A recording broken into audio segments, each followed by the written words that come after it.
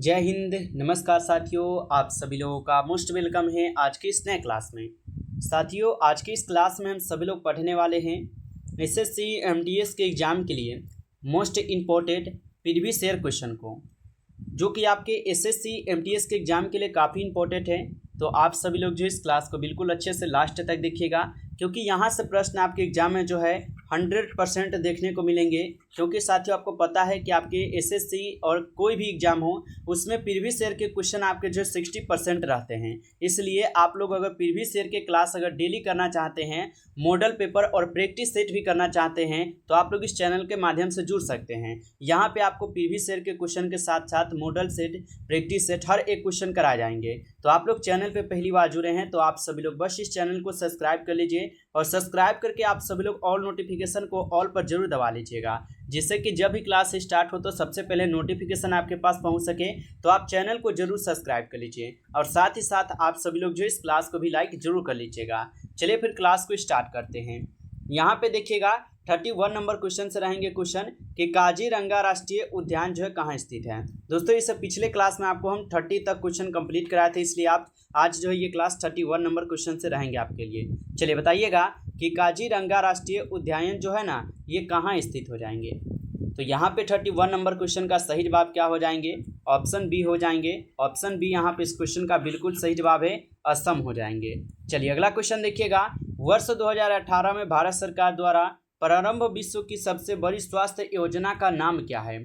चलिए बताइएगा। दोस्तों, हर एक क्वेश्चन बिल्कुल प्रीवियस ईयर से इंपॉर्टेंट और सिलेक्टेड क्वेश्चन लेकर आए हैं, जो कि आपके एग्जाम में सीधा सीधा दिखने को प्रश्न मिलेंगे। 100% अच्छे से याद कर लीजिए।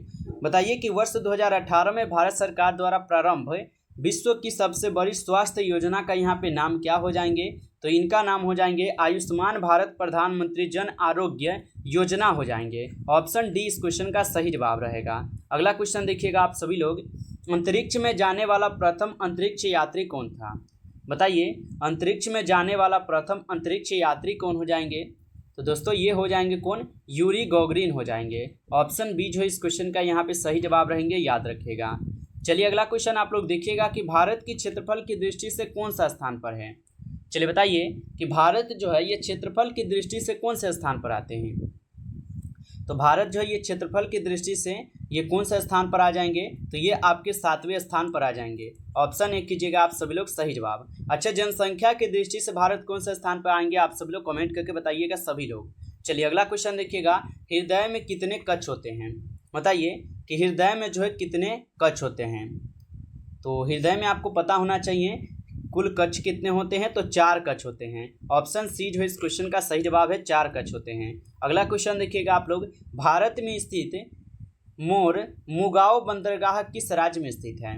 बताइए, भारत में स्थित मुगाओ बंदरगाह जो ये किस राज्य में स्थित हो जाएंगे? तो याद रखिएगा ये आपके गोवा राज्य में है। ऑप्शन सी जो है इस क्वेश्चन का सही जवाब है, गोवा राज्य में। अगला नंबर क्वेश्चन है आप लोगों का यहाँ पे 37 नंबर क्वेश्चन है। भारत के किस बंदरगाह को नहावा सेवा के नाम से भी जाना जाता है? तो ये किस बंदरगाह को जाने जाते हैं? जवाहरलाल नेहरू बंदरगाह को जाने जाते हैं। ऑप्शन बी यहाँ पे जिनका भी रहेंगे उनका सही जवाब है। चलिए अगला क्वेश्चन देखिएगा आप सभी लोग कि वर्ष का सबसे बड़ा दिन कौन सा होता है। चलिए सभी लोग आंसर लगाइएगा कि वर्ष का जो है सबसे बड़ा दिन कौन सा होता है। तो वर्ष का सबसे बड़ा दिन जो है यहाँ पर हो जाएंगे आपके 21 जून। ऑप्शन बी कीजिएगा इस क्वेश्चन का यहाँ पे सही जवाब 21 जून होता है। अगला नंबर क्वेश्चन आप लोग देखिएगा। हिमालय पर्वत श्रेणियों में निम्नलिखित में से किस राज्य का हिस्सा नहीं है? तो हिमालय पर्वत श्रेणियाँ निम्नलिखित में से किस राज्य का हिस्सा जो है यहाँ पे नहीं रहेगा? तो उत्तर प्रदेश के हिस्सा जो है ये नहीं है। ऑप्शन ए हो जाएंगे सही जवाब, याद रखिएगा। चलिए अगला नंबर क्वेश्चन देखिएगा। 14 क्वेश्चन है। भारत में निम्नलिखित में से कहाँ सबसे बड़ा पोत प्रमंग यहाँ पे शिपयार्ड है? बताइए कि भारत में निम्नलिखित में से कहाँ पर सबसे बड़ा पोत प्रगन रिपयार्ड हो जाएंगे, शिपयार्ड हो जाएंगे? तो ये हो जाएंगे आपके कोचीन में, जिसको कोचीन भी बोलते हैं और कोची भी बोलते हैं। ऑप्शन बी इस क्वेश्चन का सही जवाब होगा। अगला क्वेश्चन है आप सभी लोग का यहाँ पे कि संविधान सभा में प्रारूप समिति के अध्यक्ष कौन थे? चलिए बताइएगा, संविधान सभा में प्रारूप समिति के अध्यक्ष कौन हो जाएंगे? दोस्तों आप सभी लोग अभी तक लाइक नहीं किए हैं तो आप सभी लोग जो इस क्लास को ज़्यादा से ज़्यादा एक बार लाइक कर लीजिए, और चैनल पे पहली बार आप सभी लोग जुड़े हैं तो चैनल को भी सब्सक्राइब करके ऑल नोटिफिकेशन को ऑल पर जरूर दबा लीजिएगा, ताकि जब भी क्लास स्टार्ट हो तो सबसे पहले नोटिफिकेशन आपके पास पहुँच सके। तो आप चैनल को भी जरूर सब्सक्राइब कर लीजिएगा। चलिए लगाइएगा आंसर आप सभी लोग कि संविधान में प्रारूप समिति के अध्यक्ष कौन थे। तो संविधान में प्रारूप समिति के अध्यक्ष थे डॉक्टर भीमराव अम्बेडकर जी, जो कि ऑप्शन सी यहाँ पे इस क्वेश्चन का सही जवाब है। और दोस्तों अगर आप लोग को पीडीएफ चाहिए बिल्कुल फ्री में रिवीजन के लिए, तो आप लोग हमें कमेंट में बताइएगा। आप लोग को पीडीएफ भी बिल्कुल फ्री ऑफ कोर्स रिवीजन के लिए दे दिए जाएंगे। चलिए आगे देखिएगा, क्वेश्चन दिया गया है यूनानियों ने किसे सेंड्रोकोट्स कहा है। बताइए कि यूनानियों ने किसे जो है सेंड्रोकोट्स कहा है। तो यूनानियों जो है ये चंद्रगुप्त मौर्य को क्या कहे हैं, तो सेंड्रोकोट्स कहे हैं। ऑप्शन बी जो है इस क्वेश्चन का सही जवाब है, सेंड्रोकोट्स याद रखेंगे। चलिए अगला क्वेश्चन है आप लोग का, चाणक्य जिसको कौटिल्य भी बोलते हैं, इनके बचपन का नाम क्या था। तो चाणक्य या कौटिल्य के बचपन के यहाँ पे नाम क्या हो जाएंगे, तो इनके बचपन का नाम हो जाएंगे विष्णुगुप्त। ऑप्शन ए कीजिएगा आप सभी लोग, यहाँ पे सही जवाब विष्णुगुप्त हो जाएंगे। अगला नंबर क्वेश्चन है आप सभी लोग का, दक्षिण भारत की सबसे लंबी नदी कौन सी है। चलिए सभी लोग कमेंट कीजिएगा, यहाँ पे क्या हो जाएंगे सही जवाब।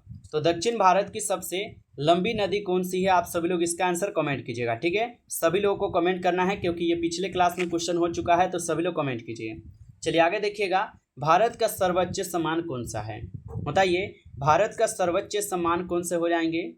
तो भारत का सर्वोच्च यहाँ पे सम्मान जो है आपके कौन हो जाएंगे, तो ये भारत रत्न हो जाएंगे, जिनका भी ऑप्शन सी यहाँ पे इस क्वेश्चन का है बिल्कुल ही सही जवाब है, याद रखिएगा आप। चलिए अगला क्वेश्चन है आप लोगों का, भारत का सबसे बड़ा रेगिस्तान कौन सा है।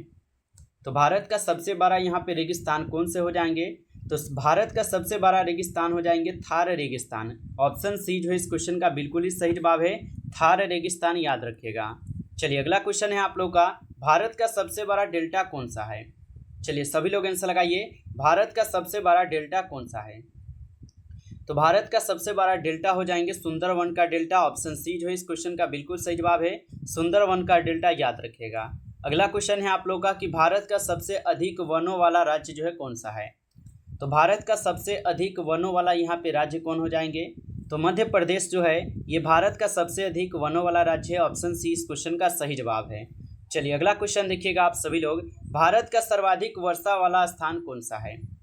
तो भारत का सर्वाधिक वर्षा वाला यहाँ पे स्थान कौन हो जाएंगे, तो मानसी राम जो है ये भारत का सर्वाधिक वर्षा वाला राज्य है। ऑप्शन डी कीजिएगा सही जवाब।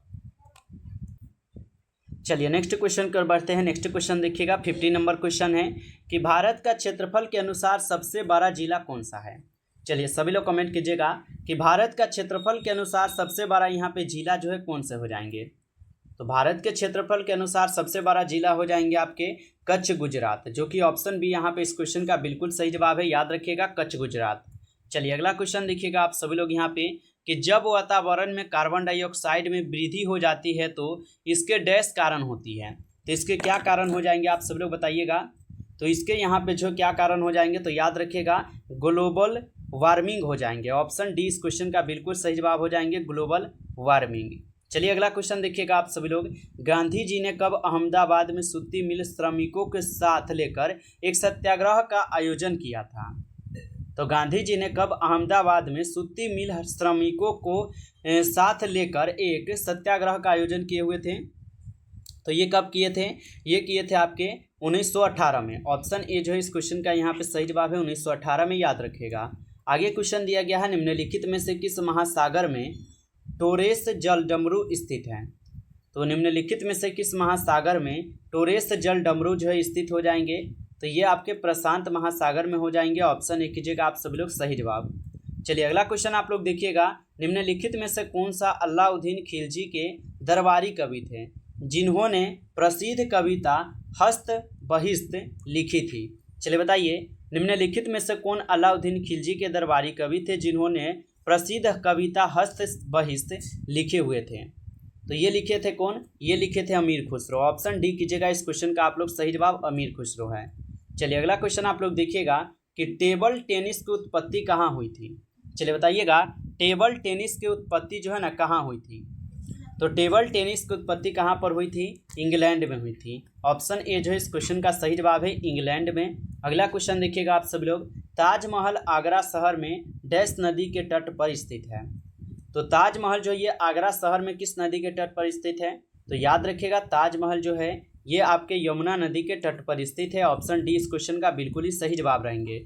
चलिए अगला क्वेश्चन आप लोग देखिएगा, किसी देश के भीतर उत्पादित सभी अंतिम वस्तुओं और सेवाओं के मूल्यों को क्या कहा जाता है?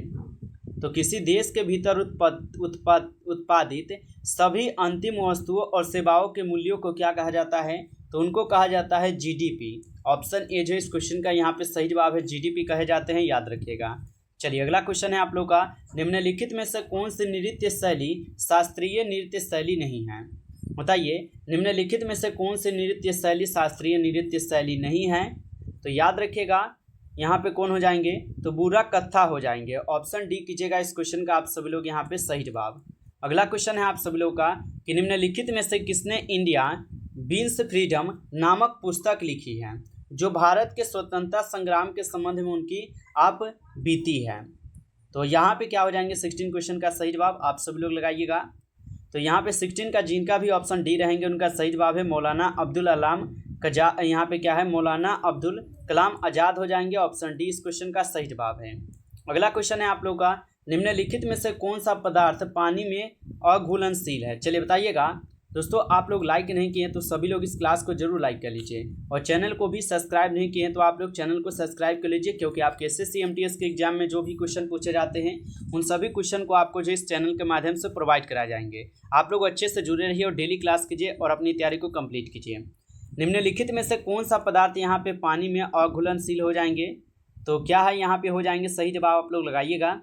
तो यहाँ पे चाक पाउडर जो ये पानी में क्या है? अघुलनशील है। ऑप्शन डी सही जवाब होगा, चाक पाउडर। आगे क्वेश्चन है कि बेकिंग सोडा का रासायनिक यहाँ पे सूत्र क्या है? तो बेकिंग सोडा का यहाँ पे रासायनिक सूत्र क्या होता है? तो बेकिंग सोडा का रासायनिक सूत्र जो है यहाँ पे हो जाएंगे NaHCO3, जो कि ऑप्शन ए यहाँ पे इस क्वेश्चन का सही जवाब है, NaHCO3 हो जाएंगे। आप सभी लोग जो है अच्छे से इनको याद रखिएगा। चलिए आगे देखते हैं क्वेश्चन क्या है। क्वेश्चन है आप सभी लोग का यहाँ पे 64 नंबर क्वेश्चन, निम्नलिखित में से कौन सा वेद सबसे प्राचीन है?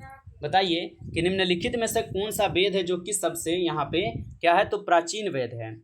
तो सबसे प्राचीन वेद यहाँ पे कौन हो जाएंगे? ऋग्वेद हो जाएंगे। ऑप्शन बी जो इस क्वेश्चन का यहाँ पे सही जवाब है, ऋग्वेद, याद रखिएगा। चलिए आगे क्वेश्चन है आप लोग का, निम्नलिखित में से कौन 1236 से लेकर 1240 ईस्वी तक मध्यकालीन भारत की पहली मुस्लिम महिला शासक रही है? तो निम्नलिखित में से कौन 1236 से 1240 ईस्वी तक मध्यकालीन भारत की पहली मुस्लिम महिला शासक रही है? तो ये कौन हो जाएंगे? ये आपके रजिया सुल्तान हो जाएंगे। ऑप्शन डी कीजिएगा आप सभी लोग सही जवाब, रजिया सुल्तान। आगे क्वेश्चन दिया गया है, उत्तर प्रदेश भारत में निर्मित यमुना एक्सप्रेसवे परियोजना का नाम यहाँ पे पहले क्या था? तो उत्तर प्रदेश भारत में निर्मित यमुना एक्सप्रेसवे परियोजना का यहाँ पे पहले नाम क्या हो जाएंगे? तो इनका पहला नाम था क्या यहाँ पे? ताज एक्सप्रेसवे। ऑप्शन सी जो है यहाँ पे इस क्वेश्चन का बिल्कुल सही जवाब है, ताज एक्सप्रेसवे हो जाएंगे। अगला क्वेश्चन आप लोग देखिएगा, भारत के संविधान का अनुच्छेद 280 किस संवैधानिक निकाय के बारे में बात करता है?